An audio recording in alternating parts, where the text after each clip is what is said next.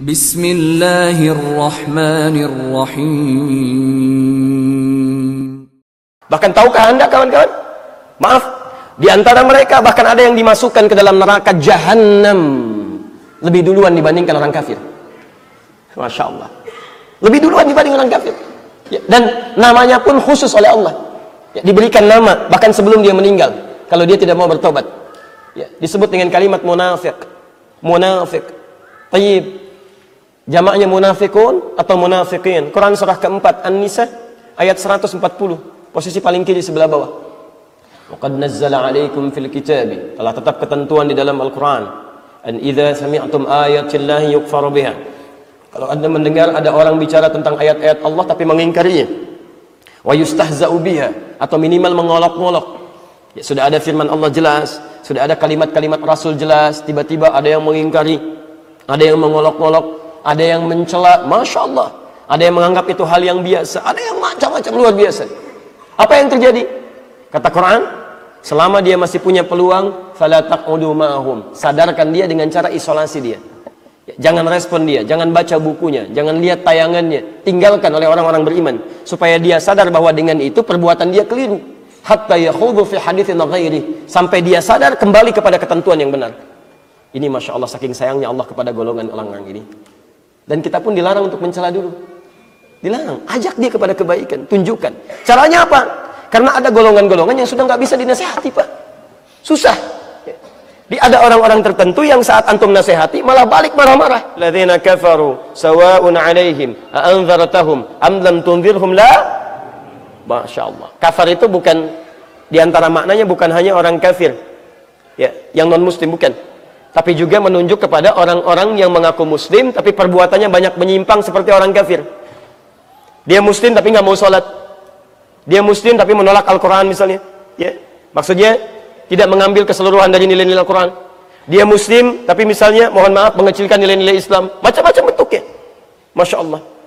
Wah, ini ketika muncul hal-hal yang dia senangi, dia ambil. Tapi ketika ada dalam tuntunan Islam misalnya, yang baik-baik tidak sesuai dengan harapan dia tinggalkan. Bahkan tidak sedikit mencela. Bahkan celahannya pun bukan sekedar ke Islam, ke orang-orang yang terkait di dalamnya. Oh, apa itu hubungan Islam dengan Arab? Sudah, tinggalkan Arabnya, ambil Islamnya. Wah, Arab begini. Begitu datang Raja Arabnya, tiba-tiba ceklik. Masya Allah, kemarin kemana gitu kan? Macam-macam. Jangan bayangkan yang lainnya, saya cuma kasih contoh aja. Kasih contoh. Kadang-kadang suka tidak konsisten gitu ya dengan apa yang kita sampaikan. Jadi teman-teman sekalian, kenapa? Karena khatamallahu ala qulubihim wa ala sam'ihim wa ala absarihim ghishawah. Jadi ada orang yang telinganya karena kebanyakan berbuat yang salah, sering dengar yang keliru, jadi mendengar yang baik sudah nggak peka lagi. Ya, Quran surah ke-6 ayat 25, wa fi adhanihim waqra, di telinganya ada sumbatan. Jadi kalau telinga antum sering dipakai mendengar yang tidak baik, nanti kepada yang baik gak bisa dengar lagi, susah. Ya. Sama. Hati-hati. Wa ala absarihim ghishawah, pandangannya ada terhalang karena sering melihat maksiat, makanya melihat yang baik-baik gak bisa. Ya. Lihat tayangan yang tidak baik, gambar-gambar yang kotor, acara-acara yang tidak baik menurut Allah. Jadi begitu lihat orang ke masjid, gak ada getaran lagi. Lihat majlis taklim, sewot, itu kan, dan sebagainya. Macam-macam. Bahkan hatinya kemudian pun susah. Kalau hatinya sudah susah, dinasihatkan pun sulit. Kamu kenapa sih begitu? Emang kenapa? Ya, kenapa sulit menerima Islam? Kata siapa? Saya sholat kok. Emang cuma kamu aja yang bisa gitu? Kamu kok gitu amat, si amat aja nggak gitu? Itu kan si amat, bukan saya. Masya Allah. Ini banyak gitu ya. Ketika disampaikan kalimat, nolak. Sampaikan ini, marah. Susah. Nah, yang seperti ini, Anda nggak usah ingatkan lagi, capek. Nah, diantaranya kalau menemukan muslim yang seperti ini, sulit dinasihati, maka doakan dia.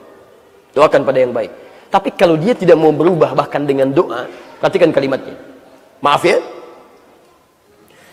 Pertama, innakum idzam mithluhum. Jangan ikuti mereka. Karena sepanjang Anda ikuti orang-orang seperti ini, maaf, yang seling menjelek-jelekan Islam, memojokkan Islam, merasa paling benar, sepanjang Anda ikuti, lama-lama bisa seperti mereka. Lihat ancamannya. Innallaha jami'al munafiqina wal kafirina fi jahannam jami'an.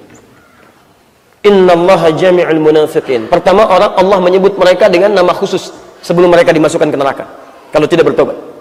Kata Allah, lihat kalimatnya. Innallaha jami'al munafiqin. Allah pasti akan himpun orang-orang munafik semacam ini. Dan kalimatnya jamak, artinya bukan cuma satu. wal kafirin, dan orang-orang kafir, fi jahannam jami'a, di neraka jahannam. Teman-teman sekalian, saya tadi malam menerangkan kaidah at-taqdim wa ta'khir. Ada yang diawalkan, ada yang diakhirkan. Sesuatu yang diawalkan menunjukkan prioritas utama, yang diakhirkan menunjukkan gambaran selanjutnya. Artinya nanti saat di akhirat ada orang yang dimasukkan ke neraka jahanam, ternyata bukan orang kafir duluan, orang munafik duluan. Kalau orang kafir jelas gak ada amalnya, gak ada baca-bacanya, neraka wajar. Ini orang mengaku beriman, mengaku muslim, mengaku beriman kepada Allah, tapi kalimat yang bersamaan, sikap yang bersamaan, Masya Allah, dia mencela Allah, dia mencela Rasul, dia mencela agamanya, dia merendahkan dirinya di hadapan Allah Subhanahu wa ta'ala, bahkan mencela saudaranya sama muslim. Kamu, kalau orang lain tidak beriman, berbuat salah, ya neraka wajar. Kamu mengaku beriman masih begitu juga, kamu yang duluan masuk neraka. Dan jahannam, kalau sudah neraka jahannam gak bisa keluar, gak bisa keluar. Ya, ternyata orang-orang ini masih sholat. Quran surah ketiga, ya, Ali Imran misalnya, atau bahkan paling jelas An-Nisa, Quran surah keempat ayat 142, ya, masih sholat dia, masih sholat.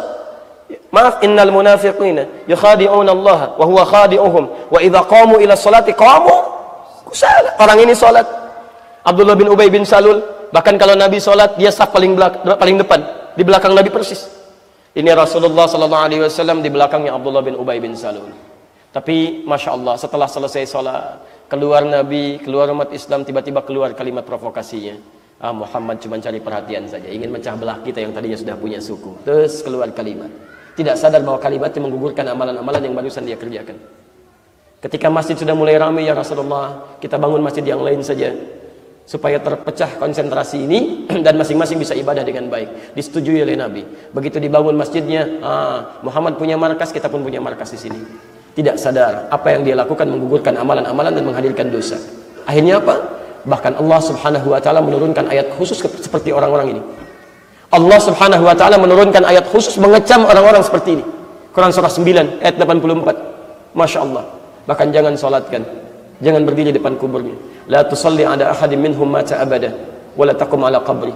Kalau Anda menemukan orang-orang menentang Islam, melecehkan Islam, menolak Al-Quran, merendahkan martabat orang muslim dan tidak bertobat sampai akhir hidupnya, dan Anda mengetahui itu, kata Allah, jangan salatkan dia, jangan berdiri di atas kuburnya. Masya Allah, sudah dunianya tercela, tidak disalatkan, tidak didoakan, masuk ke alam kubur disiksa, dan neraka jahanam tidak keluar, padahal dia mengaku muslim dan salat.